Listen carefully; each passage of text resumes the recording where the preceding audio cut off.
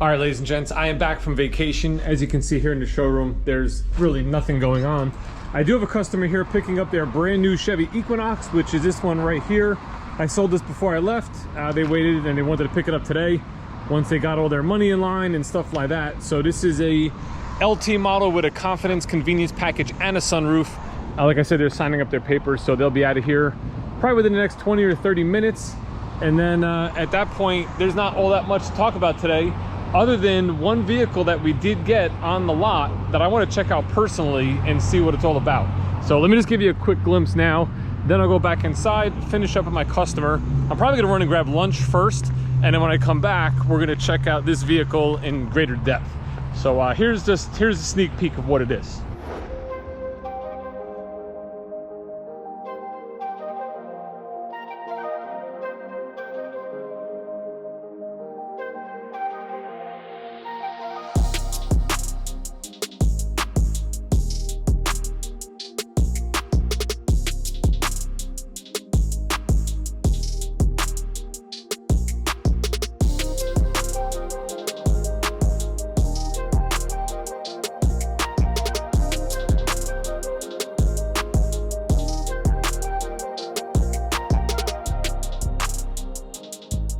What do you think? A 2021 Honda Civic Sport hatchback.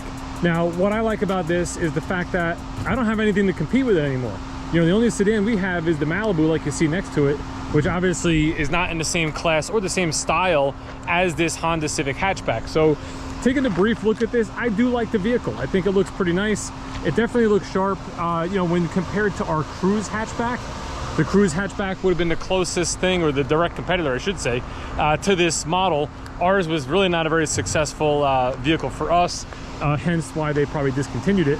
But you know, I think Honda really has that compact and mid-sized car market cornered, like you know, like they and Toyota have had for years.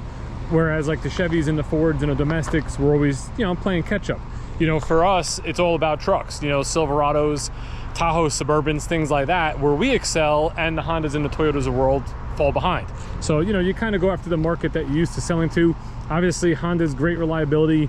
You know, this vehicle has 35,487 miles on it. We're selling it for $27,977. Again, it's a 2021 Sport. I like the way it looks, right? It's a nice color gray. You got the fog lights. You got some nice black trim on the front grille here. It's got an aggressive style to it. You go down the side, you got the matching black wheels. Again, gives it a good look. It's what everyone seems to like these days.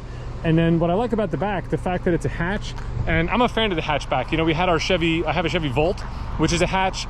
The Bolt, a hatch, it's a goofy looking hatch, but like when you compare this to like the Chevrolet Volt, this to me looks very similar. It has a good look. Now what they added on here, which you know, the Chevy version doesn't have, is these spoilers. You know, so you have one up top, you have one down below. Again, gives it a nice look. I like the fact that this one is black. And then when you go down the back here, you got your center tip exhaust, which is pretty cool too. You know, so they did even a diffuser type look along the back here. So, you know, Honda has sportiness in mind, you know, when creating this vehicle, and I think they did a fantastic job. One thing I noticed, which I thought was pretty cool, is when you lock the doors, this fuel door locks. So now it's open. If I press this, was it that? No, it wasn't that. Maybe because the car is running.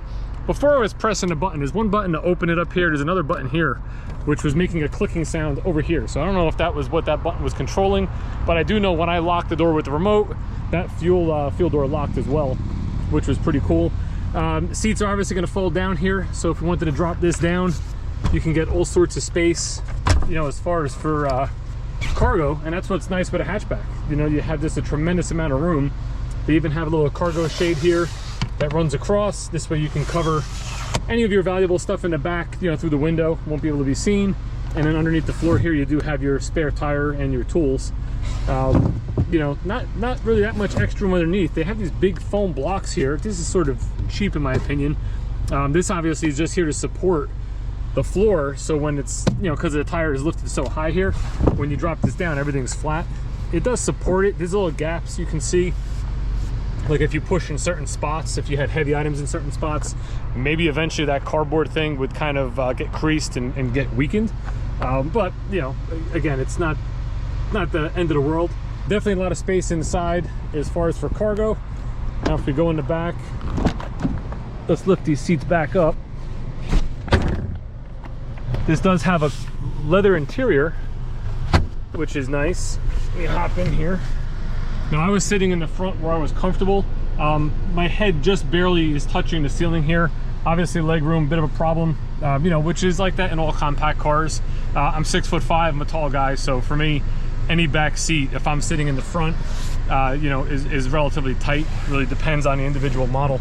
But nice interior. Nice little accents on the seats. Again, gives you a bit of a sportier feel, you know, being the sport model. Let's pop the hood here. This is the 1.5 liter, I believe. Oh, it's hot. Man, that hood is hot. It is like 100 degrees here today in New Jersey. That's actually where I'm located. So I'm at Schumacher Chevrolet of Livingston in Livingston, New Jersey. It's about 30 minutes outside of Manhattan, outside of New York City. And today we're on like day 5 of a heat wave. I mean, it's been like 95 to 100 every day, literally every day this week. I think tomorrow's supposed to top out at like 102 or 103. So it's definitely hot, and the metal on that hood was definitely reflecting the heat that we have here today. Now, I'm not 100% familiar with Honda, so I looked it up online. This is a 1.5 liter engine. It's 180 horsepower, 177 foot-pound of torque. It does have a CVT transmission, and from what I could find online, it looks to say that 0 to 60 is 8.2 seconds in this model.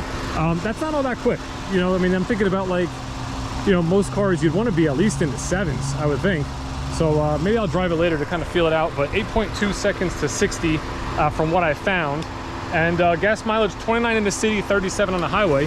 So, you know, with today's gas prices, this is definitely the kind of car you may want to drive. It is kind of loud, a lot of ticking going on here. I'm sure this is like a dual overhead cam or something like that. All those noises are generally normal for engines. And then once you shut this hood down, it'll sort of quiet it down. The fan is actually running like full throttle because I got the air on, and again, it's so hot out. Let's hop inside the driver's door here. Let me turn the air down so it's not too loud. And check out the interior. The hatch is open. Let me go close the hatch.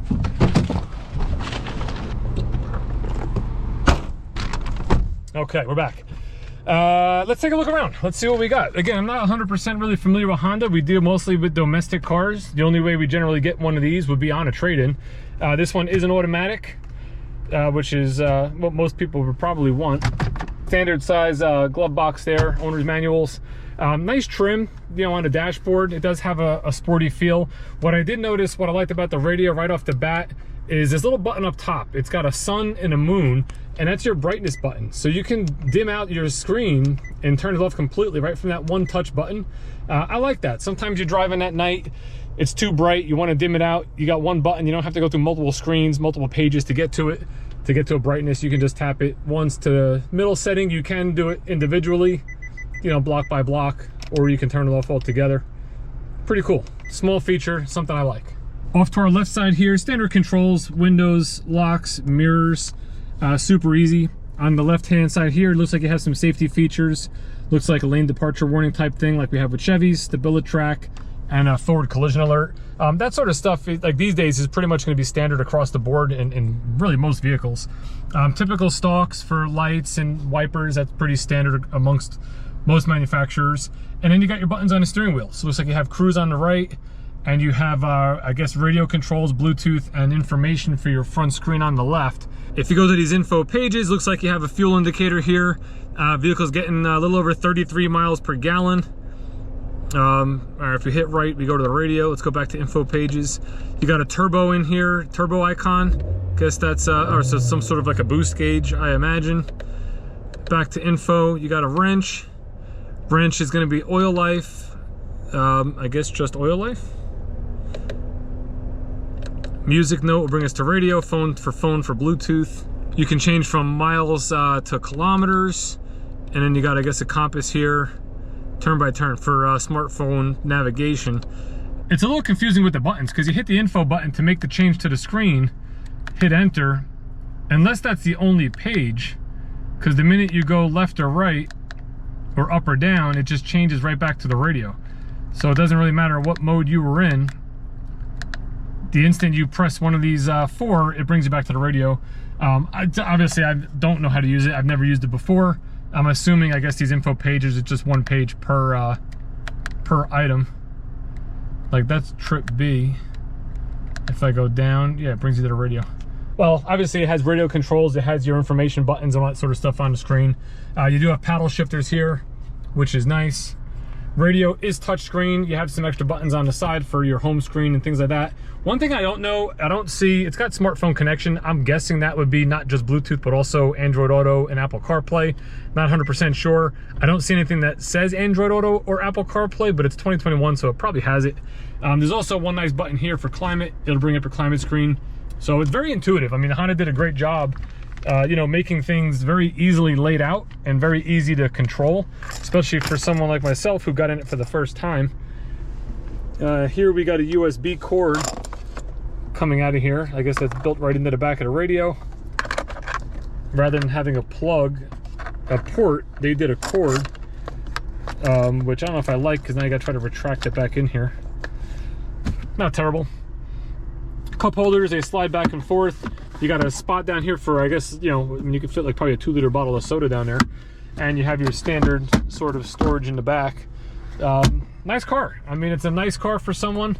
If you're in the market and you're looking for a Honda Civic hatchback sport, right now with the prices over MSRP that I'm hearing the Honda stores are charging in our area, this is probably a bargain compared to a new one. So if you're interested, Dave B, Schumacher Chevrolet of Livingston, New Jersey, shoot me an email. I'll put it down in the description and let me know. But for now, I'm going back inside into the air conditioning, and I'll see you guys during the week.